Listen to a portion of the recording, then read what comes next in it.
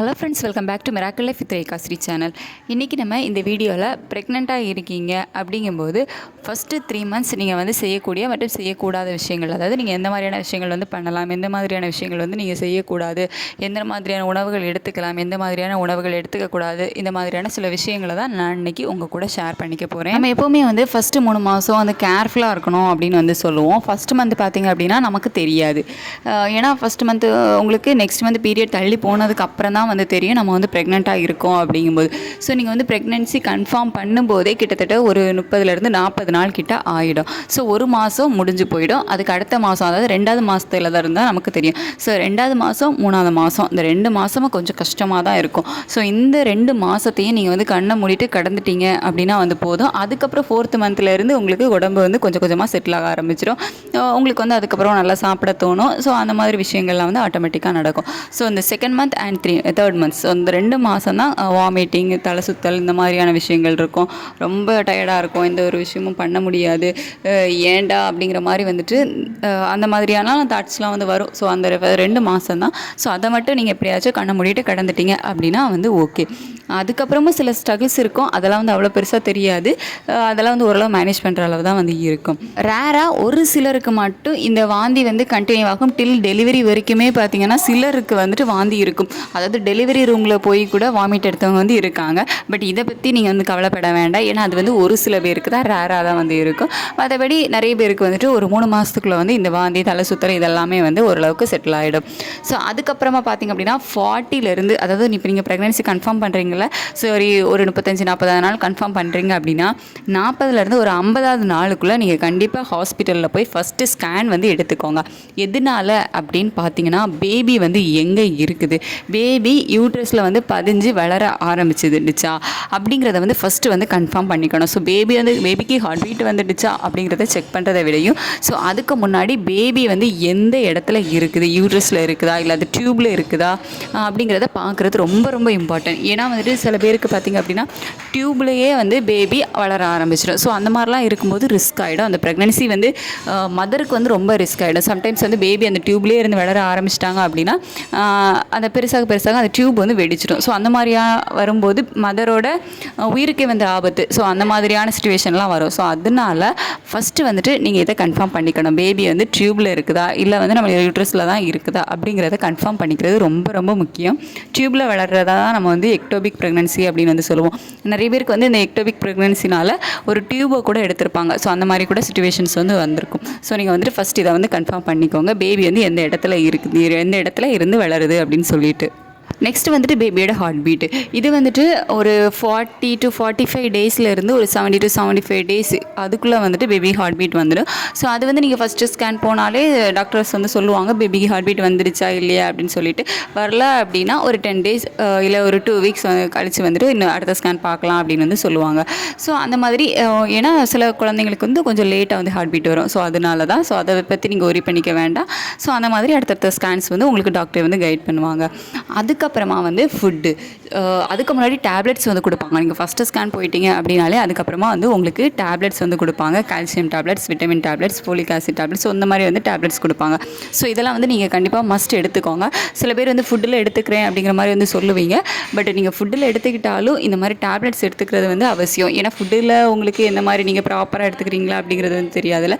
So baby வந்து ஸ்ட்ராங்காக வளர்கிறதுக்கு ஃபஸ்ட்டு 3 months ரொம்பவே ஹெல்ப் பண்ணும் இந்த மாதிரி டேப்லெட்ஸ் எல்லாம். சிலருக்கு வந்து ப்ரொஜெஸ்ட்ரான் டேப்லெட்ஸ் கூட கொடுப்பாங்க பேபி வந்து ஸ்ட்ராங் ஆகிறதுக்காக. எனக்குலாம் வந்து கொடுத்துருந்தாங்க. ஏன்னா எனக்கு லைட்டாக ப்ரௌன் டிஸ்சார்ஜ் இருந்து. ஸோ அந்த மாதிரி சில ரீசன்ஸ்னால எனக்கு வந்து ப்ரொஜெஸ்ட்ரான் டேப்லெட்ஸ் கூட கொடுத்துருந்தாங்க. ஸோ உங்களோட பாடி கண்டிஷன்ஸ் எப்படி இருக்குது, பேபிக்கு வந்து இந்த மாதிரியான டேப்லெட்ஸ்லாம் அதை தேவைப்படுது அப்படிங்கிறத பொறுத்து உங்களுக்கு வந்து டேப்லெட்ஸ் கொடுப்பாங்க. மஸ்ட் அதை வந்து கண்டிப்பாக எடுத்துக்கோங்க. அப்புறமா நீங்கள் வந்துட்டு மாத்திரை எடுத்திருக்கோம், டேப்லெட்ஸ் போடுறோம் அப்படின்னு சொல்லிட்டு ஃபுட்டை வந்து அவாய்ட் பண்ணிடக்கூடாது. நம்ம தான் இதை வந்து டேப்லெட்ஸாக எடுத்துக்கிட்டோமே அப்படின்னு சொல்லிட்டு ஃபுட்டு வந்து நீங்கள் கண்டிப்பாக வந்து ப்ராப்பராக ஃபாலோ பண்ணுங்கள். வெஜிடபிள்ஸ், ஃப்ரூட்ஸ், அதே மாதிரி புரோட்டீன் நிறைந்த உணவுகள், பால், பழம், முட்டை, ஸோ அந்த மாதிரி உணவுகள்லாம் வந்து எடுத்துக்கோங்க.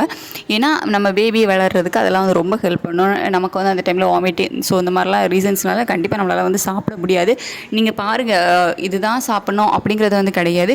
உங்களுக்கு வந்து என்ன ஃபுட்டு வந்து அதிகமாக வந்து ஸ்வீட் வந்து சாப்பிடாதீங்க. மற்றபடி உங்களுக்கு என்ன ஃபுட்டு வந்து சாப்பிட்றதுக்கு ஆசையாக இருக்குதோ ஸோ அந்த மாதிரி கொஞ்சம் ஹெல்த்தியான ஃபுட்டாக பார்த்து சாப்பிடுங்க.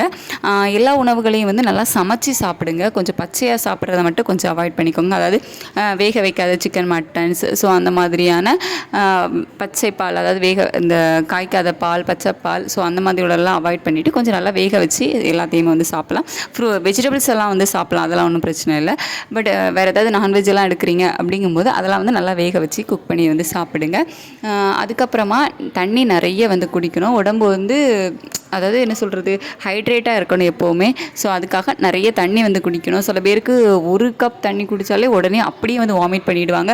பரவாயில்ல, பிரச்சனை இல்லை. நீங்கள் உங்களுக்கு வாமிட் வருது, இதை குடித்தா நமக்கு வாமிட் தானே வரும், நம்ம எதுக்கு இதை குடிச்சிட்டு அப்படின்னு சொல்லிட்டு மட்டும் அவாய்ட் பண்ணிடாதீங்க.